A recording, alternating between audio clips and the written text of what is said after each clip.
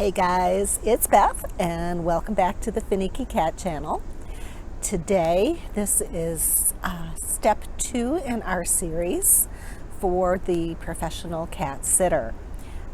We are back outside in the garden again today for today's lesson. Today we are going to be taking a little bit of a deeper look into your marketing plan.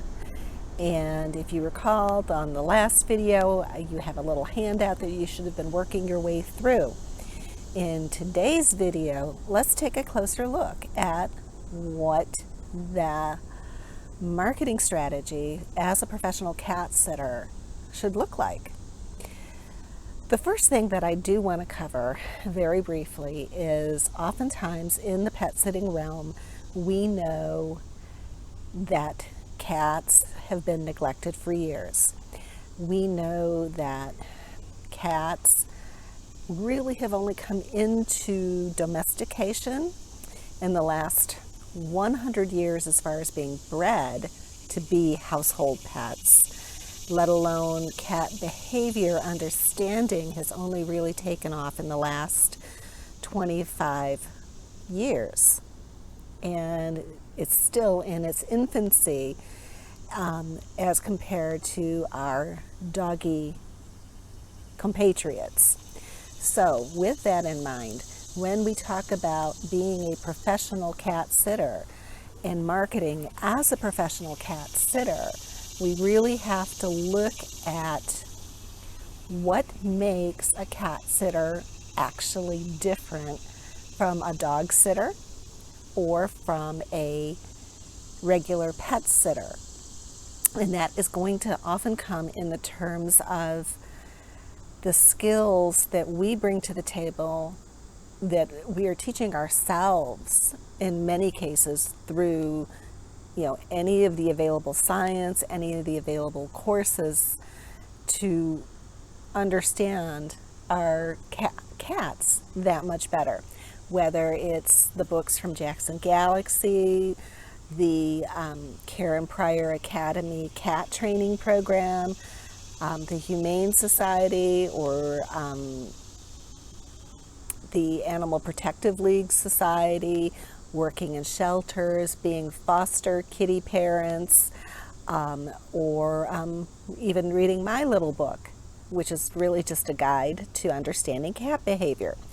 So with that in mind, it's when you go out to market yourself and you're putting your marketing materials together, you really should not focus as much on this is what a pet sitter does versus these are the skills a cat sitter brings to the pet sitting industry. And this is where you're going to want to look to be differentiating yourself in your marketing materials. Whether it's that you're fear-free certified, that you're certified through the International Association of Animal Behavior Consultants, or you're certified for the International Animal Hospice Care Group, you're certified through the Humane Society or the APL, or you've taken the Karen Pryor Academy Train Your Cat program. These things differentiate you from the dog sitter. These things do differentiate you from the pet sitter. And it's really important that you keep those kinds of things to the forefront of your marketing materials. For the cat sitting industry, we, focusing on, we're bonded and we're insured and we're all those things. We should, of course, have all those credentials as well. So when you're marketing or thinking about marketing, be sure that you're also considering all your own skills, your cat skills, your cat mojo, your kitty attitude, your catitude that you're bringing to the table, and really focus on that. One of the key phrases that I have found in my marketing is when I open with, you're a cat parent in a sea of dog care. And that's how they feel. That is, for the past 4 years, that's how my clients come to me, because I recognize that's how they're feeling when they go out to my colleagues' websites and all they see on there are dogs, or they see team members that are all pictured only with dogs. So those are things to keep in mind. Now, unlike our dog partners, where they can get involved in all kinds of extracurricular activities or events, or doggy 5K runs, and we're going to the dog park today to market to. Cat sitters, we don't have some of those abilities or those clues to be able to do those things. We're kind of confined to, many of us think of our being confined only to the online social media realm, which, yes, you should be marketing there. That should be a no-brainer for many of you. But other things that you need to look at doing is, here's your question. Here's your questions for this session. What are the pet-friendly apartment buildings in your area? And do you know them? And how do you think you would access them? How do you think that you would get in front of those apartment renters? How are you going to present yourself to the manager of the local vet offices? I know when I presented myself, not as a pet sitter, but we're a cat sitting company, and we can do X, X, and X for cats.